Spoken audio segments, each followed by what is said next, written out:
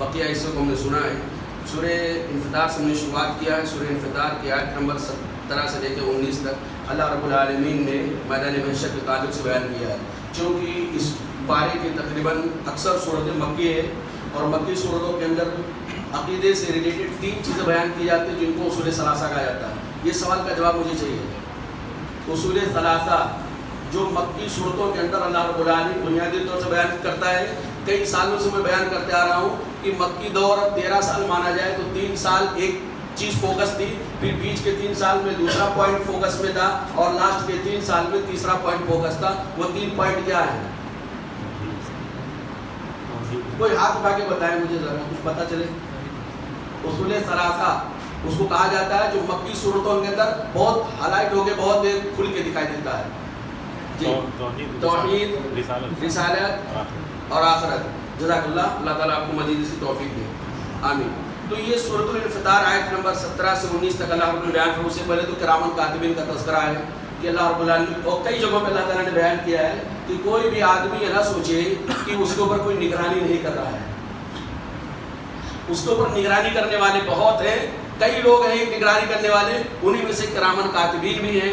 اللہ رب العالمین بیان فرمایا ان علیکم لحافظین, تم لوگ آخرت کو جھٹلاؤ یا نہ جھٹلاؤ, تمہارے جھٹلانے اور نہ جھٹلانے سے حقیقت نہیں بدل سکتی ہے. انصاف کا دن ہونے والا ہے اور انصاف کا دن آئے گا. یقیناً تمہارے اوپر نگران فرشتے مقرر ہیں, کرامن جو باعزت ہے, کسی کی بیجا طرفداری نہیں کرتے ہیں, نہ ناروا کسی کی مخالفت کرتے ہیں. کہ کسی سے زیادہ محبت ہو تو اس نے کوئی نیکی نہ کیا ہو تو بھی اس کے نام پہ لکھ دیا جائے. کسی سے مخالفت بھی ان کو نہیں ہے کہ اس نے کوئی برائی نہ کیا ہو تو بھی برائی لکھ دیا جائے. جتنا آدمی کرتا اتنا وہ فرشتے لکھتے ہیں. اللہ نے بیان فرمایا وما ادراکا ما یوم الدین. قرآن مجید کے اندر جب اس طرح کا انداز ہوتا ہے وما ادراکا ما یوم الدین, وما ادراکا ما لیلۃ القدر, تمہیں کیا معلوم لیلۃ القدر کیا ہے, تمہیں کیا معلوم ہے کہ انصاف کا دن کیا ہے.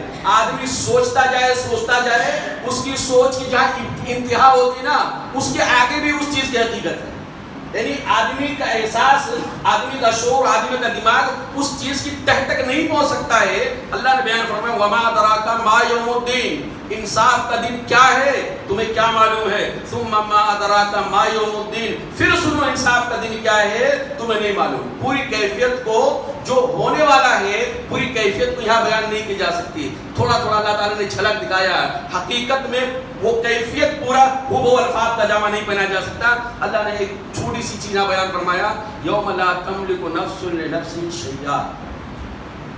انصاف کا دن وہ دن ہے جس دن کوئی بھی انسان کسی بھی انسان کو شیئن تھوڑی سی بھی چیز, تھوڑا سا بھی فائدہ نہیں پہنچا سکتا. وہ دن ایسے ہوگا کہ جس دن کوئی بھی انسان دوسرے انسان کو ذرہ برابر بھی فائدہ نہیں پہنچا سکتا ہے. وہاں وہی کام آئے گا جو آدمی اپنا کر کے گیا ہوگا. والامر یومئذ للہ, اس دن پورا کا پورا اختیار کس کے ہاتھ میں ہوگا؟ اللہ کا. کسی کی نہیں چلنے والی. بڑے سے بڑے نبی, بڑے سے بڑے ولی, بڑے سے بڑے پیر, بڑے سے بڑے اللہ والے سب اس دن بے بس ہوں گے. اور اللہ تعالیٰ, نبی کریم صلی اللہ علیہ وسلم بیان فرماتے ہیں کہ اللہ تعالیٰ یعنی آسمان کو اپنے ہاتھوں میں لپیٹ لے گا, زمین کو مٹھی میں لے لے گا اور ہلائے گا. اللہ رب العالمین جس کی شان ہے, آسمان اس کے ہاتھوں میں, زمین اس کی مٹھی میں, اور اللہ تعالیٰ اس کو ہلائے گا اور کہے گا کہاں ہے جبارون, کہاں ہے سرکش لوگ, کہاں ہے دنیا کے اندر بادشاہت کا ڈنکا پیٹنے والے, آ جاؤ میرے سامنے کس کی بادشاہت چلتی ہے. کوئی کہیں سے آواز دینے والا نہیں ہے, سب بے بس ہوں گے. اللہ کہے گا آج میں بادشاہ ہوں, آج میری چلنے والی ہے, میری دربار آج ایسی ہے. والامر یومئذ للہ, پورا کا پورا اختیار اللہ رب العالمین کا ہونے والا ہے. کسی کا ذرہ برابر نہیں چلنے والا ہے. وہ لوگ جھوٹ بولتے ہیں جو کسی سے بیعت کر لیتے ہیں, کسی کے چادر تلے آ جاتے ہیں, کسی کی پگڑی پکڑ لیتے ہیں, کسی کا رومال لے لیتے ہیں, کسی کی قمیص لے لیتے ہیں اور کہتے ہیں ہم نے ان کے ہاتھ پہ ہاتھ رکھ کے بیعت کیا ہے اور انہوں نے یہ دعویٰ کیا ہے کہ میں تم کو اللہ رب العالمین کی عدالت سے جہنم سے بچا کے جنت میں داخل کروں گا, اللہ تعالیٰ سے ضد کر لوں گا, میں اڑ جاؤں گا. لوگ بھی گاتے ہیں اڑ جاؤں گا, لڑ جاؤں گا, بیٹھ جاؤں گا جب تک میں تم کو جنت ملے. بیعت کرنے والے کہتے ہیں جو بیعت کرنے والے کے دروازے سے گزرا ہوگا اس کی بھی یہ معاف کرا لیں گے. اللہ نے بیان فرمایا, سنو اس دن ایسا ہوگا کہ پورا کا پورا اختیار کس کے ہاتھ میں ہوگا؟ محمد رسول اللہ صلی اللہ علیہ وسلم کی بھی کچھ چلنے والی نہیں ہے، ابراہیم علیہ السلام کی بھی چلنے والی نہیں ہے، حضرت آدم علیہ السلام کی بھی نہیں چلنے والی، جو تمام انسانوں کے باپ ہیں، ابراہیم علیہ السلام جو انبیاء کرام کے باپ ہیں، محمد رسول اللہ صلی اللہ علیہ وسلم جو سارے انسانوں کے سردار ہیں، ان کی بھی چلنے والی نہیں ہے۔ ماتھا ٹیک دیں گے اللہ کے سامنے، اللہ کچھ بولنے کی اجازت دے، اللہ کچھ فرمائش کرنے کی اجازت دے، اللہ تعالیٰ بولے گا محمد صلی اللہ علیہ وسلم آپ سر اٹھائیں، آپ کو کیا چاہیے، آپ جو مانگیں گے دیا جائے گا، اور اللہ کے نبی صلی اللہ علیہ وسلم وہی چیز مانگیں گے جو اللہ تعالیٰ کو خوش کرنے والی ہوگی۔ اللہ کے نبی صلی اللہ علیہ وسلم اپنی امتیوں کے لیے سفارش کریں گے، اور وہ نہیں کہیں گے کہ اللہ تعالیٰ جس نے لا الہ الا اللہ پڑھا اس کو جنت میں داخل کر دے۔ اللہ کے نبی صلی اللہ علیہ وسلم سفارش کریں گے ان لوگوں کے حق میں جن لوگوں کا نام اللہ تعالیٰ پہلے سے محمد صلی اللہ علیہ وسلم کو بتا دے گا۔ ایسا نہیں پرمیشن تو مل گئی محمد صلی اللہ علیہ وسلم کو کھڑے ہو کر سفارش کرنے کی، اب اللہ تعالیٰ اس کو حضرت ابو طالب کو، ابو لہب کو، اور فلاں فلاں فلاں میرے خاندان والوں کو فلاں فلاں لوگوں کو معاف کرا دے، معاف کر کے جنت میں داخل کر دے۔ اللہ کے نبی صلی اللہ علیہ وسلم یہ ہرگز نہیں کر سکتے۔ شفاعت کا معنی سمجھے، شفاعت کا مطلب یہ ہوتا ہے کہ اربوں خربوں انسان شروع سے لے کر آخر تک انسان میدان محشر میں جمع ہیں، اللہ تعالیٰ ایک آدمی کا نام لے گا، محمد صلی اللہ علیہ وسلم آپ کھڑے ہو جائیے، فلاں آپ کھڑے ہو جائیے، فلاں آپ کھڑے ہو جائیے، آپ سفارش کیجیے۔ پرمیشن کون دے رہا ہے؟ کھڑا ہونے کی پرمیشن، سفارش کرنے کی پرمیشن کون دے رہا ہے؟ اللہ تعالیٰ۔ اب پرمیشن مل گئی تو ایسا نہیں ایک لائن سے سب کے بارے میں سفارش کرتے۔ رحمت اللہ علیہ جو دنیا کے اندر لوگوں کے ہدایت کے بہت حریص ہوا کرتے تھے، وہاں جنت میں لے جانے کے اس وقت ریڈی نہیں ہوں گے، کیونکہ وہاں کنڈیشن لگی ہوگی۔ اللہ کے رسول صلی اللہ علیہ وسلم، انبیاء کرام اور اس طرح والدین سب کھڑے ہو جائیں گے، باری باری اللہ تعالیٰ جن کو اجازت دے گا، پھر اللہ تعالیٰ متعین کرے گا تم ان کے بارے میں سفارش کرو، تم ان کے بارے میں سفارش کرو، تم اے محمد صلی اللہ علیہ وسلم اپنے چچا ابو طالب کے بارے میں سفارش کرو کہ اللہ تعالیٰ ان کا عذاب کو ہلکا کرتے ہیں۔ تو اس طرح یعنی سفارش کون کرے گا؟ اللہ تعالیٰ اجازت دے گا، اور کس کے حق میں کرے گا یہ بھی اللہ تعالیٰ متعین کرنے والا ہے۔ کوئی سفارش کرنے والا اپنے من سے سفارش نہیں کر سکتا، اگر اپنے من سے سفارش کر سکتا تو کبھی بھی حضرت ابراہیم علیہ السلام کا باپ آدم جہنم میں نہیں جاتا، کبھی حضرت نوح علیہ السلام کا بیٹا کنعان، کبھی حضرت نوح علیہ السلام کی بیوی، کبھی حضرت لوط علیہ السلام کی بیوی جہنم میں نہیں جاتی، کیونکہ بہت گہرا رشتہ ہوتا ہے، باپ بیٹے کا رشتہ، میاں بیوی کا رشتہ، یہ بہت گہرا رشتہ ہوتا ہے۔ اس لیے اللہ تعالیٰ ہی اجازت دے گا کہ کون پر اجازت ہے، کون سفارش کرے گا اور کس کے حق میں سفارش کرے گا، یہ اللہ تعالیٰ ہی متعین کرے گا۔ اب ایک سوال پیدا ہوتا ہے کہ بھائی سفارش کرنے کا فائدہ ہی کیا ہوگا؟ جب اللہ تعالیٰ متعین کر رہا آپ کھڑے ہو جائیے اور اللہ تعالیٰ متعین کر ان لوگوں کے بارے میں سفارش کیجیے، تو پھر فائدہ کیا ہوا؟ فائدہ یہ ہوا کہ اللہ تعالیٰ پہلے سے طے کر کے بیٹھا ان لوگوں کو ہمیں جنت میں داخل کرنا ہے، ان لوگوں کو پہلے سے اللہ نے لکھ کے رکھا فلاں فلاں قوم کو جنت میں داخل کرنا ہے۔ لیکن یہ ہمارے کچھ نیک بندے دنیا کے اندر تھے نا، سارے لوگوں کے سامنے ان کو عزت دینا ہے، تو عزت دینے کے لیے، مقام و مرتبہ بتانے کے لیے اللہ تعالیٰ کچھ لوگوں کو اجازت دے گا آپ ان کے بارے میں سفارش کریں، حالانکہ اللہ تعالیٰ پہلے سے طے کر کے رکھا ہے کہ ان لوگوں کو جنت میں داخل کرے گا۔ تو اللہ نے بیان فرمایا کہ وہ دن ایسا ہوگا جس دن کوئی بھی انسان کسی کا کچھ بھی فائدہ نہیں کر سکتا۔ بے عمل اگر پیر بھی ہوگا، بے عمل اگر لوگ اس کو ولی اللہ بھی کہتے ہیں، تو وہ دوسروں کو کیا بیڑا پار کرے گا؟ اس کا بیڑا خود نہیں پار ہونے والا ہے۔ اس لیے کہ اللہ نے بیان فرمایا کوئی کسی کو فائدہ نہیں دے سکتا۔ اس کے بعد سورہ بروج ہے، حالات کی مناسبت سے آپ سنیں، ایک لمبا واقعہ صحیح مسلم کے اندر ہے، جادوگر اور بادشاہ اور اسی طرح وہ راہب کا واقعہ آپ جانتے ہوں گے کہ ایک بچہ کا پتھر مارا تو مر گیا سانپ، اور اس کے بعد وہ راستہ صاف ہوگا۔ اس پس منظر میں یہ آیت ہے اللہ، اور اس جو موجودہ ہندوستان کے حالات اتھل پتھل ہے اس تناظر میں آپ سنیں، اللہ نے بیان فرمایا ان الذین فتنوا المؤمنین والمؤمنات، یقیناً وہ لوگ جو مومنوں کو، مومن مردوں کو اور مومن عورتوں کو فتنے میں ڈالتے ہیں، آزمائش میں ڈالتے ہیں، ان کو پریشان کرتے ہیں، ان کو اذیت دیتے ہیں، ان کو تکلیف دیتے ہیں، یقیناً جو لوگ مومن مردوں کو، مومن عورتوں کو تکلیف دیتے ہیں ثم لم یتوبوا، پھر وہ توبہ نہیں کرتے ہیں، فلہم عذاب جہنم، تو ان کے لیے جہنم کی آگ ہے۔ جو لوگ مومنوں کو بغیر جرم کے، بغیر پاک کے، بغیر غلطی کے مومنوں کو ستاتے ہیں، مومن مرد اور عورتوں کو، اور پھر بھی توبہ نہیں کرتے ہیں، تو یقیناً ان کے لیے جہنم کا عذاب ہے، وَلَهُمْ عَذَابُ الْحَرِيقِ، اور ان کے لیے جلاؤ کا آگ ہے، یعنی جلاؤ کی سزا ہے۔ وہ اللہ تعالیٰ ان کو جہنم میں ڈالنے سے پہلے، مفسرین نے کہا الگ سے کوئی آگ اللہ تعالیٰ متعین کرے گا جو ان کو سزا دے گا، بعد میں جہنم میں داخل کرے گا۔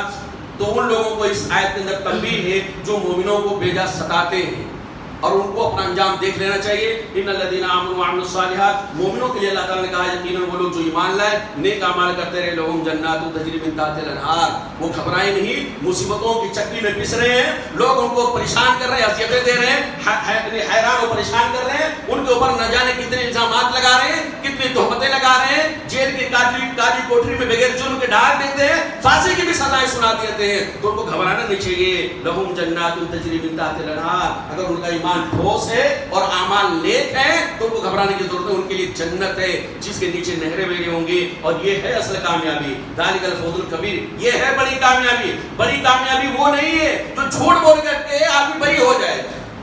بڑی کامیابی نہیں ہے کہ آدمی مرڈر کیا ہو, زنا کیا ہو, 1000 لوگوں کا قاتل کیا ہو, آگ میں جلا دیا ہو, اس کے بعد اس کو دنیا کی عدالت کے دے یہ بڑی انسان ہے تو کامیاب ہو گیا. یہ اس نے غلطی نہیں کیا ہے عدالت کے دے تو یہ کامیاب نہیں ہے.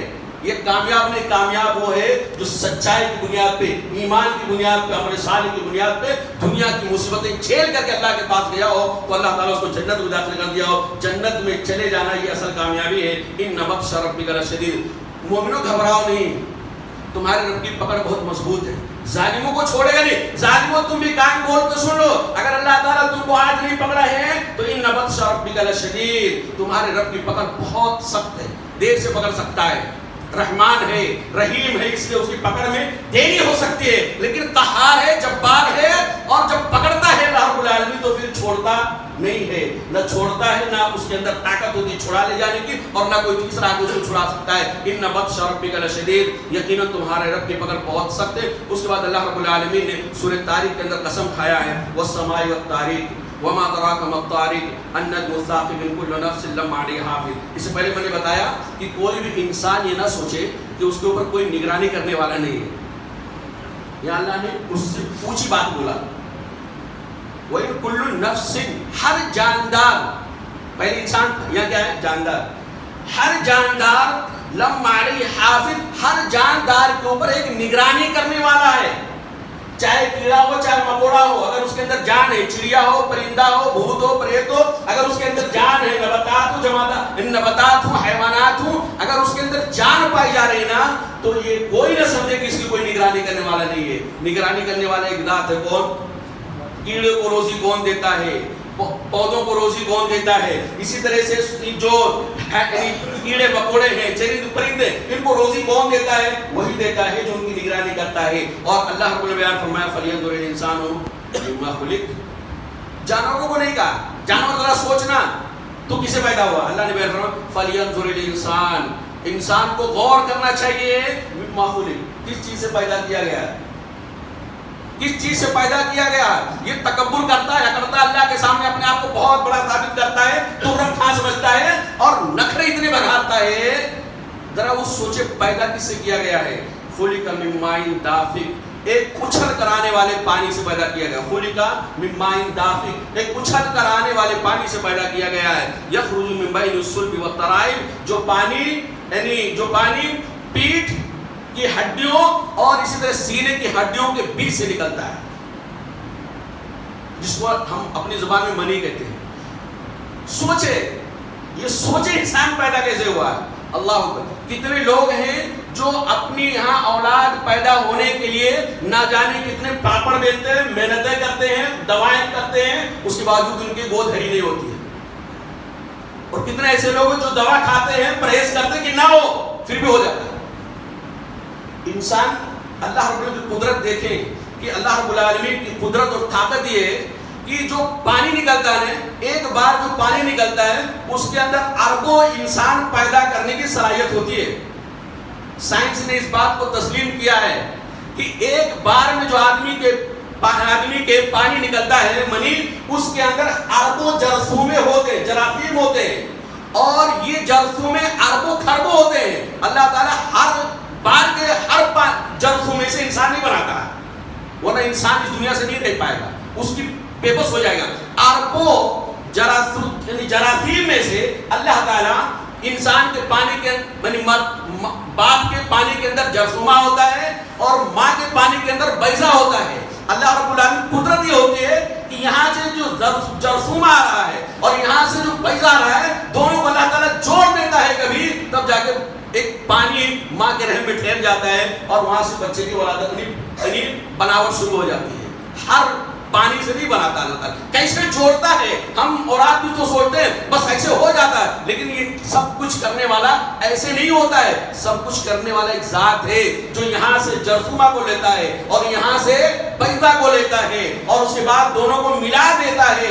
سال 2 سال کے بعد کبھی ملاتا ہے, کبھی 2 مہینے کے بعد ملا دیتا ہے, کبھی 9 مہینے کے بعد ملا دیتا ہے, کبھی آدمی 10 سال تک کرتا رہتا ہے. تو یہ دونوں نہیں مل پاتے ہیں. یہ اللہ رب العالمین کرنے والا ہے. کسی کو دیتا ہے کسی کو نہیں دیتا ہے تاکہ لوگ سوچیں کہ یہ میاں اور بیوی کے بس میں نہیں ہے. کس کے بس میں ہے؟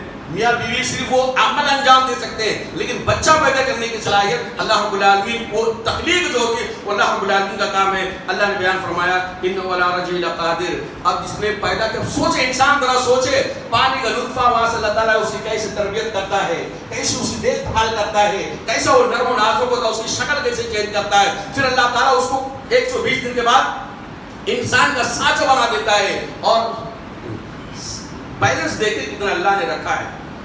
ہم تھوڑا بڑے ہو گئے ہیں تو ہمارے سوچنے کا انداز تھوڑا بڑا ہو گیا کیونکہ ہمارے اندر طاقت ہو گئی ہے.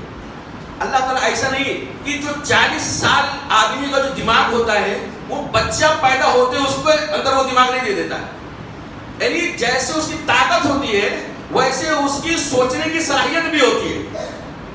جیسے اس بچے کے اندر یا بڑے کے اندر جس اعتبار سے اس کے اندر طاقت ہوتی ہے اسی اعتبار سے اس کو سوچنے کی صلاحیت بھی اللہ تعالیٰ دیتا ہے. اگر بچہ پیدا ہوا ہے, ہاتھ پیر اس کا کمزور ہے اور سوچنے کا انداز اگر بڑے والا دے دے تو وہ پہلے ہی سے چلا جائے گی دنیا سے. یعنی پہلے سے اللہ رب العالمین نے رکھا ہے. تو اللہ نے بیان فرمایا جو یہ سب کام کرتا ہے ماں کے پیٹ کے اندر کیسے شکل چینج کرتا ہے, 120 دن کے بعد اس انسان کی شکل بنا دیتا ہے, پھر اس کے بعد 9 مہینے تک اس کی پرورش کرتا ہے, پھر آرام سے اس کو باہر نکالتا ہے, پھر اس کو طاقت اور قوت سوچنے سمجھنے کی صلاحیت دیتا رہتا ہے یہاں تک کہ وہ جوان ہو جاتا ہے, بوڑھا ہو جاتا ہے, پھر مر جاتا ہے. انہ علی رجعہ لقادر. تو جس نے سب کام پہلے کیا ہے وہ بعد میں اس کو لوٹا بھی سکتا ہے, مرنے کے بعد دوبارہ اس کو زندہ کر سکتا ہے. یوم تبلی السرائر, یوم تبلی السرائر. یاد کرو اس دن کو جس دن راز کھول دیے جائیں گے, راز کی جانچ کی جائے گی. راز کیا ہوتا ہے؟ سرائر مانے راز کی باتیں. ایک راز کی باتیں کیا ہوتی ہے, کبھی آدمی گناہ کرتا ہے نا تو اس کی ہوا بھی کسی کو نہیں لگتی ہے, اور کبھی آدمی اچھا کام کرتا ہے تو کسی کو دکھائی بھی نہیں دیتا, تنہائی نہیں کر لیتا. رمضان کے مہینے میں چونکہ تقویٰ بہت ٹھوس ہوتا ہے اس لیے آدمی بہت ساری نیکیاں ایسا چھپ کے کر لیتا ہے جو کسی کو پتہ نہیں چلتا, وہ راز رہ جاتی. نیک راز وہ قیامت کے دن کھول دیا جائے گا. اور کچھ ایسے آدمی ہوتے ہیں جو چھپ کے گناہ کرتے ہیں, کسی کو پتہ نہیں چلتا, قیامت کے دن وہ راز بھی کھول دیا جائے گا. اس سے بڑھ کر آگے یہ راز بھی کھولا جائے گا کہ اس بندے نے نیکی کیوں کیا تھا, نیکی کرنے کا مقصد کیا تھا, اس کی گرد و غایت کیا تھی, نیکی کرنے کے ٹائم پہ اس کی نیت کیا تھی. کسی کو نیت نہیں معلوم, گرد و غایت کسی کی نہیں معلوم. یہ نیکی کر رہا ہے, بار بار مسجدوں میں آ رہا ہے, یہ دنیا چاہتا ہے, ووٹ چاہتا ہے, کرسی چاہتا ہے یا اللہ کی رضا چاہتا ہے, کسی کو نہیں معلوم. لیکن وہ راز کی بات جو ہوتی ہے نا, اعمال کے پیچھے, اچھائیوں کے پیچھے جو نتیجہ ہوتا ہے, مقصد ہوتا ہے, وہ راز کی باتیں وہ قیامت کے دن کھول دی جائے گی اور سب کے سامنے پتہ چل جائے گا. اسی لیے اللہ کے رسول صلی اللہ علیہ وسلم فرماتے ہیں ایک بہت دیندار آدمی, روزے دار, نمازی, پرہیزگار, وہ کہاں جا رہا ہے؟ جہنم میں جا رہا ہے.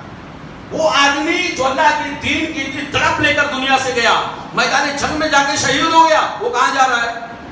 لوگوں نے کہا ارے وہ تو شہید ہو گیا, ارے یہ تو بہت زیادہ مالدار تھا, رمضان میں باقاعدہ لائن لگا کے دیتا چندہ, وہ اپنی تجوری پورا کھول دیتا تھا, وہ کہاں جا رہا ہے؟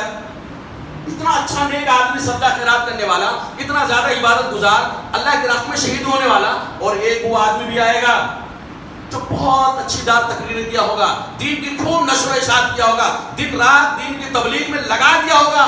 لوگ اس کو دیکھیں گے, ہاں یہ صاحب ہیں جو بہت دین کی خدمت کرتے تھے. وہ کہاں جا رہے ہیں؟ جہنم میں. کیوں جا رہے ہیں جہنم میں؟ لوگوں کو پتہ نہیں تھا. لوگ کہتے شہید ہے, لوگ کہہ رہے تھے بہت بڑا مالدار ہے, سخی ہے, لوگ کہہ رہے تھے بہت بڑا عالم ہے, بہت جانکار ہے. اس کی باتیں دل میں جلدی گھس جاتی ہے. یہ لوگ کہاں جا رہے ہیں؟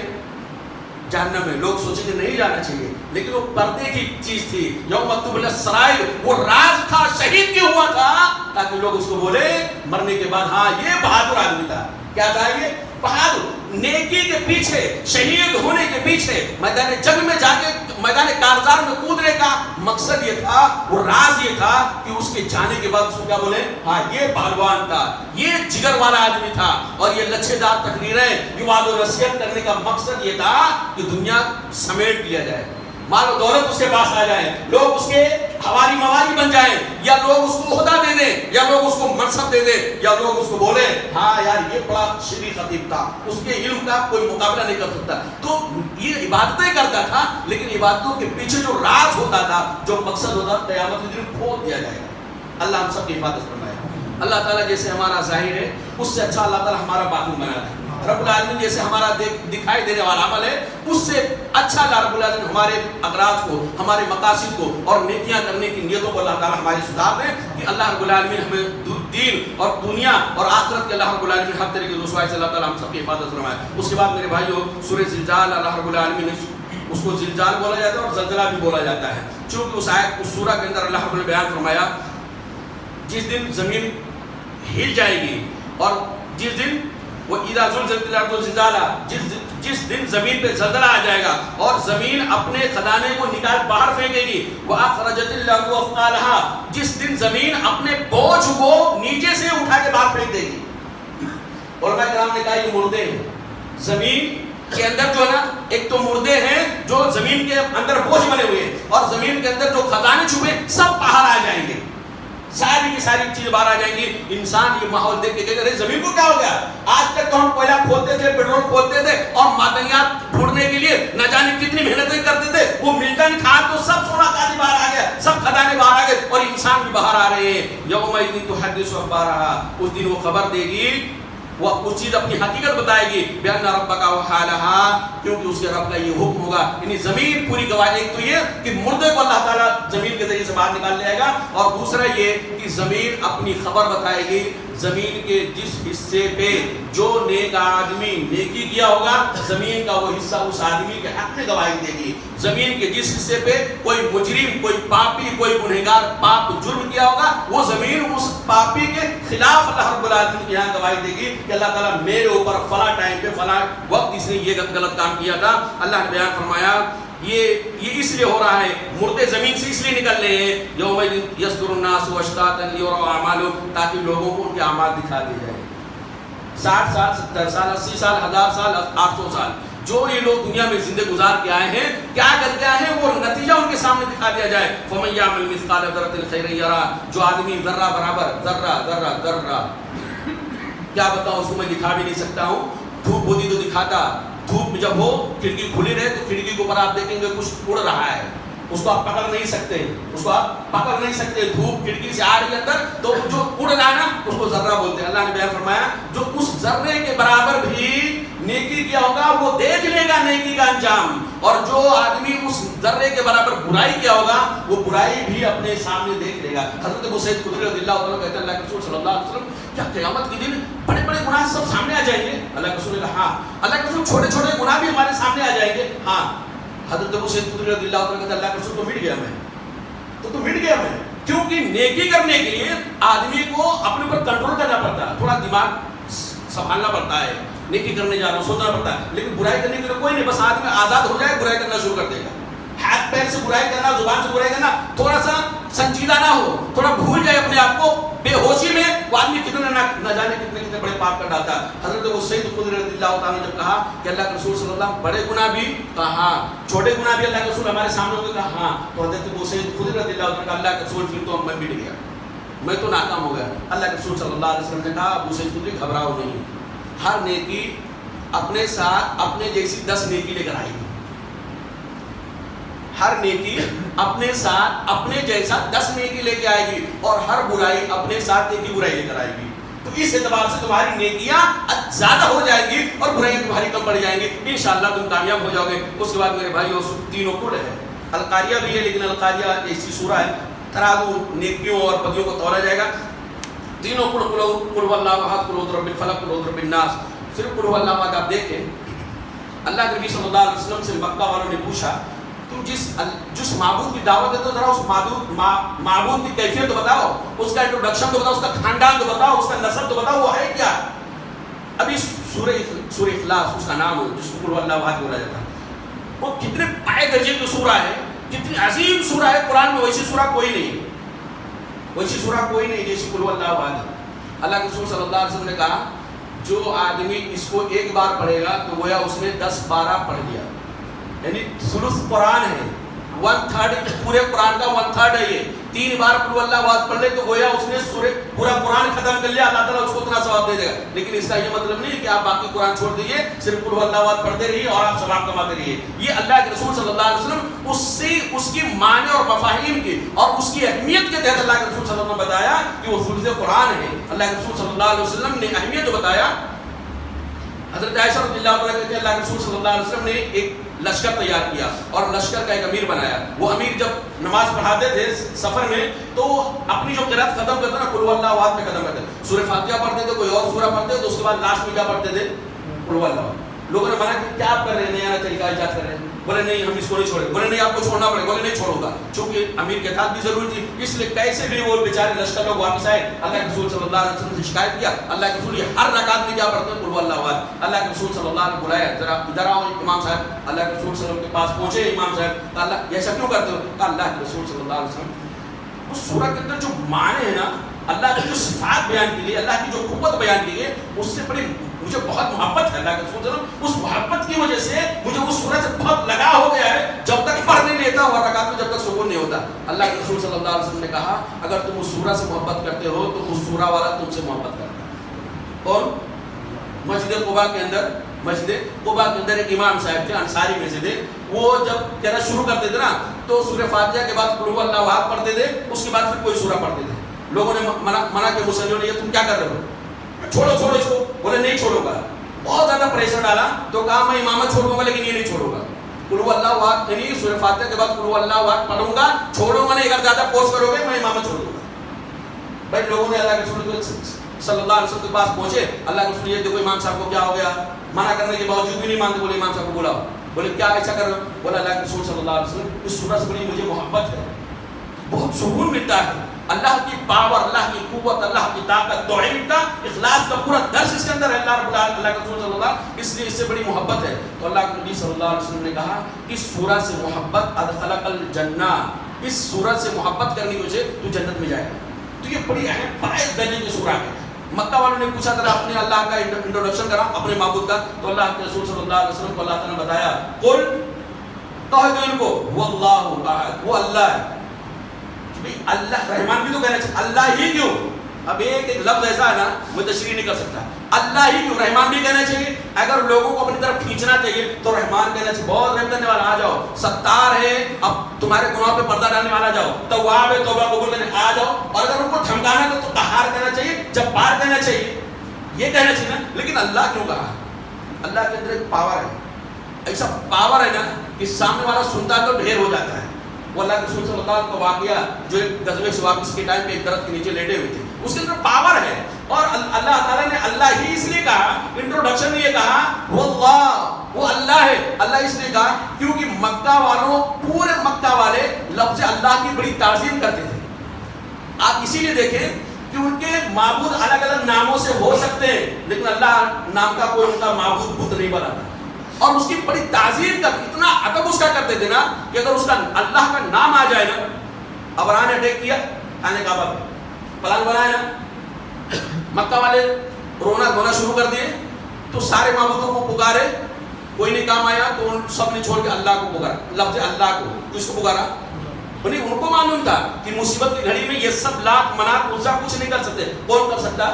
تو اللہ کا ایک خوف اور اللہ کی عظمت مکہ کے مشرکین کے دلوں میں بیٹھا ہوا تھا. اللہ تعالیٰ, اللہ کے رسول صلی اللہ علیہ وسلم کو اللہ تعالیٰ نے بتایا ذرا ان سے پوچھو کہ ان کو کس نے پیدا کیا, بتا دو ان کو کس نے پیدا کیا. اللہ. آسمان کو کس نے بنایا؟ اللہ. زمین کو کس نے بنایا؟ اللہ. بارش کو برساتا اللہ. یعنی اللہ کی صفات ان کے اندر پسی ہوئی تھی. تو اللہ تعالیٰ نے ان کو کہا قل هو اللہ, کہہ دو وہ اللہ ہے. یعنی جس معبود کی طرف میں بلا رہا ہوں نا, کوئی نیا معبود نہیں ہے, وہی معبود ہے جس کو تم خالق مانتے ہو, وہی معبود ہے جس کو تم رازق مانتے ہو, وہی معبود ہے جس کے بارے میں تم کہتے ہو کہ اس کے سامنے کسی کی نہیں چلتی. میں کوئی نیا معبود لے کر آیا ہوں, بس میرا ایک دعویٰ ہے احد, اللہ اکیلے, اللہ ہر اعتبار سے اکیلے. اس کے بعد آپ اس کی پڑھتے جائیے. سورہ قل اعوذ برب الفلق قل اعوذ برب الناس، جس کو اللہ کے رسول صلی اللہ علیہ وسلم ہر نماز کے بعد ایک بار، فجر اور اسی طرح سے مغرب کے بعد 3 بار اللہ کے رسول صلی اللہ علیہ وسلم پڑھا کرتے تھے۔ سورہ فاتحہ بیماروں پہ دم کیا جاتا ہے، جو اس قرآن کی پہلی سورہ ہے، اور قل اعوذ برب الفلق قل اعوذ برب الناس یہ بھی مریضوں پہ دم کیا جاتا ہے، جو قرآن کی آخری آیت ہے، آخری سورہ ہے۔ آخری پارے کی خوبی ہے کہ اس کے اندر جو پہلی بار سورہ نازل ہوئی وہ بھی اس کے اندر آ گئی ہے، جو آخری بار سورہ نازل ہوئی بھی اس کے اندر آ گئی ہے۔ اقرأ بسم ربک الذی پہلی بار نازل ہوئی، اما 12 کے اندر آ گئی، اور اذا جاء نصر اللہ یہ آخری بار نازل ہوئی بھی اس کے اندر آ گئی ہے۔ یہ اصل میں منکرین حدیث کے لیے بہت بڑا تماچا ہے کہ جب اقرأ بسم ربک الذی پہلے نازل ہوئی تو اس کو سورہ فاتحہ سے پہلے ہونا چاہیے، بعد میں کیوں آ گئی؟ کیونکہ اللہ کے رسول صلی اللہ علیہ وسلم بتاتے ہیں صحیح قرآن میں ایسا نہیں ملے گا کہ سورہ علق کو آخری بار میں رکھا جائے۔ یہ اللہ کے نبی صلی اللہ علیہ وسلم کو اللہ تعالیٰ نے بتایا ہے کہ اس سورہ کو اس جگہ پہ فٹ کرنا چاہیے۔ لہٰذا میں آپ تمام بھائیوں سے گزارش کروں گا کہ اس سورہ کا اہتمام کریں، اور خاص طور سے قرآن مجید کی تلاوت۔ اللہ رب العالمین کا شکر اور اس کا احسان، بہت بڑا احسان رب العالمین دے رہا ہے کہ اس ناچیز کو تو نے درس قرآن کے لیے تھوڑا سا موقع دیا کہ میں اپنے بھائیوں کے سامنے کچھ تیرے قرآن کریم سے کچھ منتخب چیزیں اللہ تعالیٰ بیان کر سکوں۔ اللہ تعالیٰ یقیناً تو دلوں کے راز کو جانتا ہے، تو اس کے مقصد کو جانتا ہے رب العالمین۔ اگر نیت کے اندر کوئی کھوٹ رہے گی، کوئی فتور رہے گا تو اللہ تعالیٰ اس کو معاف فرمائے۔ درس قرآن کے دوران اللہ رب العالمین اجرت کی وجہ سے، جلد بازی کی وجہ سے، قلت وقت کی وجہ سے، سبقت لسانی کی وجہ سے اگر اللہ تعالیٰ کچھ کمی بیشی رہ گئی ہو تو اللہ تعالیٰ یہ میری طرف سے، شیطان کی طرف سے ہے، اللہ تعالیٰ اس کو معاف فرمائے، آئندہ اس کی اصلاح کرنے کی توفیق عطا فرمائے۔ جو خیر تھا، جو حق تھا رب العالمین وہ تیری طرف سے تھا، کہیں اگر کوتاہی ہوئی تو اللہ رب العالمین میں تجھ سے معافی مانگتا ہوں کہ تیرے قرآن کے بارے میں نے یہ جرات کیا۔ یقیناً لا علمی کی بنیاد پہ ہو سکتی ہے، جلد بازی کی بنیاد پہ ہو سکتی ہے، لیکن اللہ تعالیٰ مجھے معلوم، تو جانتا اچھی طرح کہ میں نے 10 منٹ 15 منٹ درس کے لیے 1.5 گھنٹہ 1 گھنٹہ اس کے لیے دیتا تھا، اور جب تک وہ چیز دیکھ نہیں لیتا تھا، جب تک اس کو بیان نہیں کر سکتا، چاہے وہ پہلے سے مجھ کو معلوم ہو۔ اللہ تعالیٰ اس کو قبول فرمائے۔ اللہ تعالیٰ کے شکریہ کے بعد میں آپ تمام بھائیوں کا شکریہ ادا کرتا ہوں کہ اس ناچیز کو، علم کو آپ نے تراویح کے 1 گھنٹے تھکاوٹ کے بعد بھی بیٹھ کر سماعت کیا۔ اللہ تعالیٰ اس کو قبول فرمائے۔ اللہ تعالیٰ سے دعا کرتا ہوں کہ اللہ رب العالمین جو کچھ ہم نے کہا ہے، جو کچھ ہم نے سنا ہے، رب العالمین اس پر عمل کرنے کی توفیق عطا فرمائے۔ قرآن کی برکت اللہ رب العالمین سارے مسلمانوں کے لیے اوپر عام کر دے۔ رب العالمین اس قرآن مجید کے درس میں جیسے ہم بیٹھے ہیں، رب العالمین ایسے ہی اپنے جنت، نعمتوں بھری جنت کے اندر اللہ تعالیٰ ہم سب کو بیٹھنے کی توفیق عطا فرمائے، ایک ساتھ اسے اللہ تعالیٰ جمع ہونے کی توفیق عطا فرمائے۔ رب العالمین اس تراویح کی برکت سے، قرآن مجید کی برکت سے رب العالمین ہماری نوجوان نسل کی اصلاح فرمائے، بچوں کی حفاظت فرمائے۔ رب العالمین ہمارے جو نوجوان ہیں اللہ تعالیٰ ان کو دین کی سمجھ عطا فرمائے، ہمارے بزرگوں کو اللہ تعالیٰ استقامت کی دولت نصیب فرما۔ رب العالمین جو مریض ہیں، جو بیمار ہیں، اللہ تعالیٰ ان کو بھی ان کی بیماری کو دور کر دے، ان کو اللہ تعالیٰ شفاء کامل اور عاجلہ عطا فرما۔ رب العالمین جو اس دنیا کے اندر زندہ ہیں اللہ تعالیٰ ان کو اپنے نیک راستے پہ چلنے کی توفیق عطا فرما، جنت کے راستے پہ چلنے کی توفیق عطا فرما۔ شیطان کی شرارتوں سے، حاسدوں کے حسد سے، دشمنوں کی عداوت سے اللہ تعالیٰ ہم ساری امت محمدیہ کی حفاظت فرمائے۔ رب العالمین ہمارے نوجوان جو بے روزگار ہیں، رب العالمین تو ان کو بہترین حلال رزق کی اللہ تعالیٰ انہیں توفیق عطا فرمائے۔ رب العالمین کاروبار کے اندر برکت عطا فرما۔ رب العالمین جیسے رمضان کے مہینے میں ہم تجھ سے جڑے ہوئے تھے، اللہ رب العالمین تیرے مسجدوں سے جڑے ہوئے تھے، تیرے کلام اللہ سے جڑے ہوئے تھے، رب العالمین غیر رمضان میں بھی ہمیں ویسے ہی جڑے رہنے کی توفیق عطا فرما۔ رب العالمین تو ہمیں قبر کے عذاب سے بچا، قبر کے سوالات کو اللہ تعالیٰ ہمارے لیے آسان فرما، میدان محشر میں اللہ تعالیٰ ہمارے لیے مراحل کو آسان فرما دے۔ رب العالمین پل صراط پر یعنی پلک جھپکنے کی جیسے لوگ گزرنے والے اللہ تعالیٰ انہی لوگوں میں ہمارا بھی شمار فرمائے۔ جہنم کی لپٹ سے، جہنم کی آگ سے اللہ تعالیٰ ہم سب کی حفاظت فرمائے۔ اللہ تعالیٰ ہم کچھ نہیں ہے جب تک تو نہ چاہے، تیرے طاقت اور قوت کے بغیر کچھ نہیں ہو سکتا۔ رب العالمین جو دنیا کے اندر زندہ ہیں ان کو ایمان اسلام کی دولت دے، اس وقت تک زندہ رکھے جب تک ان کے لیے زندگی بہتر ہو، ایمان والی زندگی نصیب فرمائے۔ ہماری اولاد کو، ہماری بچیوں کو، ہمارے جوانوں کو، ہمارے بوڑھوں کو، ہمارے بچوں کو اللہ تعالیٰ سب کو دین اسلام کی صحیح سمجھ عطا فرما۔ جو خالص دین محمد رسول اللہ صلی اللہ اللہ تعالیٰ اس پہ چلنے کی توفیق عطا فرمائے۔ رب العالمین جو ہمارے والدین، ہمارے بزرگ، ہمارے بچے جو اس دنیا سے جا چکے ہیں، وفات پا چکے ہیں، رب العالمین ان کی غلطیوں کو معاف فرمائے، ان کی کارنامے کو اللہ تعالیٰ جو سیاہ کارنامے تھے بشری تقاضے کے مطابق ہو گئے، اللہ تعالیٰ بڑے سے بڑے، چھوٹے سے چھوٹے سارے گناہوں کو معاف فرمائے۔ رب العالمین تو رحمان ہے، تو غفار ہے، تو ستار ہے، تو بہت زیادہ رحم کرنے والا، بہت زیادہ معاف کرنے والا۔ اللہ تعالیٰ تو گناہوں کے اوپر پردہ ڈالنے والا ہے۔ اللہ تعالیٰ ہمارے وہ لوگ، ہمارے وہ مسلمان بھائی جو اس دنیا سے جا چکے اللہ تعالیٰ ان کے گناہوں کو معاف فرما, ان کے قبر کو اللہ تعالیٰ جنت کا ایک بقا بنا دے, اللہ رب العالمین جنت کی کھڑکیاں ان کے لیے کھول دے, رب العالمین ان کی نیکیوں کو قبول فرمائے, اور انہوں نے جو نیک کام کر کے گئے ہیں, جو ایجاد کر کے اچھے راستے بتا کے گئے ہیں, رب العالمین جو دعوت اور تبلیغ کا کام کسی کو بتا کے گئے ہیں, رب العالمین وہ ان کے لیے صدقہ جاریہ کے طور پہ لے کر, اور ان کے جو اولاد ہیں, ان کے جو سرپرست ہیں, اللہ تعالیٰ سب کو ان کے حق میں بہتر دعا کرنے کی اور بہتر ثبوت یعنی ثبوت ہونے کی اللہ تعالیٰ توفیق عطا فرمائے. رب العالمین ہم سب کو جو ہے دنیا کے اندر وہ بھی اور جو چلے گئے ان کو سب کو اللہ رب العالمین جو توحید پہ مرے سب کو اللہ تعالیٰ اپنی جنت کے اندر ایک ساتھ جمع فرما دے. اقول قولی ھذا استغفر اللہ لی ولکم ولسائر المسلمین فاستغفروہ انہ هو الغفور الرحیم. والسلام علیکم ورحمۃ اللہ وبرکاتہ.